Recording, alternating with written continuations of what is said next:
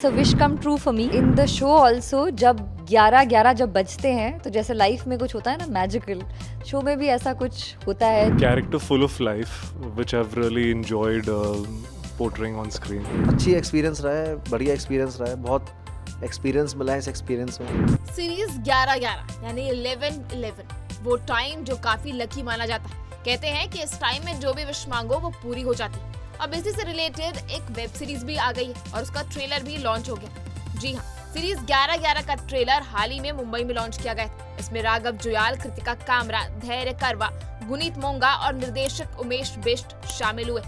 वहीं जब press conference के दौरान उनसे काफी क्वेश्चन किए गए तो कृतिका कामरा, राघव जुयाल और धैर्य करवा ने क्या इंटरेस्टिंग जवाब दिए वो हम आपको सुनाएंगे, पर बने रहिए वीडियो के आखिरी तक।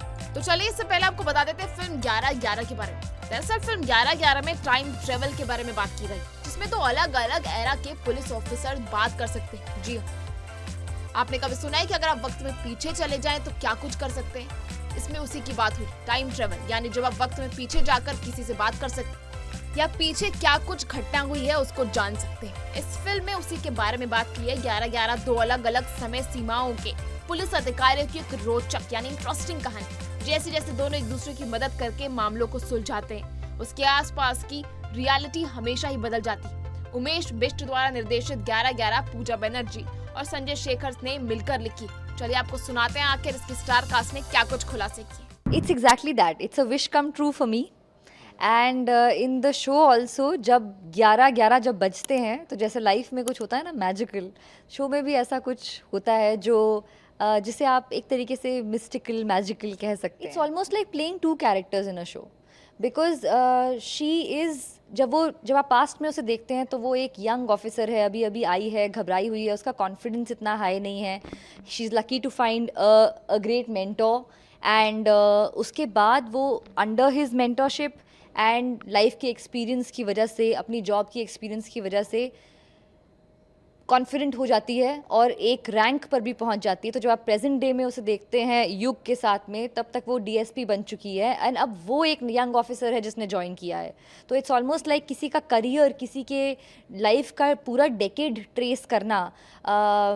As somebody who started working very young, I know कि बहुत डिफरेंस होता है जब आप कोई चीज़ शुरू करते हैं नई करनी और जब आप उसमें एक कमांडिंग पोजीशन तक पहुंच जाते हैं। तो वो पूरी चीज़ को ध्यान में रखना और नॉन लीनियर शूट करना, कभी पास्ट कभी प्रेजेंट, वो चैलेंजिंग था।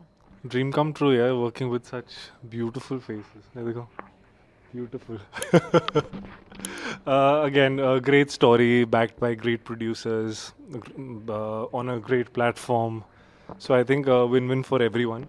A very honest, impulsive man who's very emotional, acts first and thinks later, and that at times gets him in trouble as well. When he doesn't find a way, he doesn't hesitate from throwing a fist in someone's face. That is one. So a really character full of life, which I've really enjoyed portraying on screen. So that's Shaurya for you. यार मेरा जो character है वो, उसके inner conflict इतने चल रहे हैं ना अपनी लाइफ के, और उसके पास ट्रॉमास इतने लेयर्ड है ना उसके डिफेंस सिस्टम में और डिफेंस मैकेनिज्म में, या फिर उसका जो एक या उसका जो कैरेक्टर है, जो जिस तरह से वो बोलता भी है, जिस तरह से वो वर्क करता है, वो सब उसकी उसमें झलकता है उस कैरेक्टर में। मेरे लिए बहुत मुश्किल था ये कैरेक्टर प्ले करना, क्योंकि एक चीज़ नहीं चल रही है, बहुत चीज़ें चल रही हैं। उसका खुद का पास्ट पीछे चल रहा है, उसके खुद के ट्रॉमास हैं जो हिट करते रहते हैं बार बार। जो कैरेक्टर बना है वो अपनी जितने भी पास्ट एक्सपीरियंसेस है उसकी वजह से वो ऐसा कैरेक्टर युग बना है, और थिंकिंग बहुत फास्ट है उसकी, उस वजह से वो बॉडी लैंग्वेज बहुत उसकी क्या बोलते हैं, अनईजी सा है अंदर से वो, तो वो वैसा कैरेक्टर है मेरा। मैंने वो रोल नेगेटिव सोच के किया नहीं था, मेरी मतलब गलती नहीं थी उसमें। एज जो कैरेक्टर था वो, उसको काम वही सिखाया उसके बाप ने और वो वही कर रहा था और बखूबी निभा रहा था, और अपने बल्कि बढ़ाना ही चाह रहा था अपना बिजनेस। तो मेरे लिए वो विलन नहीं था। अगर मैं ये सोच के करता मैं विलन हूँ और मुझे 6 दिन कमरे में बंद होना पड़ेगा इस मेंटालिटी को निभाने के लिए, तो फिर वो मेरी टेक्निक्स दिखने लग जाती। तो that character was really cool, breezy yet menacing.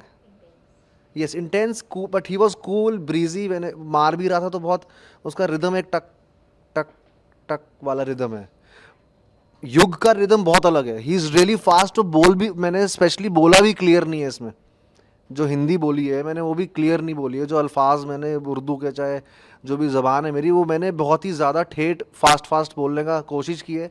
अब वो पता नहीं अच्छा दिखेगा नहीं दिखेगा, वो ऑडियंस के ऊपर है. बट वो मैंने कोशिश की है कि मैं जो लोग थॉट प्रोसेस बहुत फास्ट रखते हैं वो जनरली या तो बहुत फास्ट बोलते हैं या जल्दी जल्दी उन्हें अपना सेंटेंस निपटाना होता है, जैसे मैं अभी कर रहा हूँ. और वो युग है एक्चुअली. तो इससे काफ़ी है. बट वो बहुत ज़्यादा ऐसा है कि भैया ये कैरेक्टर था वो, तो वो चेंज है. यही बस डिफ़िकल्टी हुई. तो ये आपने सुनी 11-11 के स्टार कास्ट की बात. अब आप हमें बताइए क्या आप इस इंटरेस्टिंग मूवी को देखने के लिए जो टाइम ट्रेवल से रिलेटेड है उसको देखने के लिए इंटरेस्टेड है या नहीं. हमें कमेंट सेक्शन में जरूर बताएं.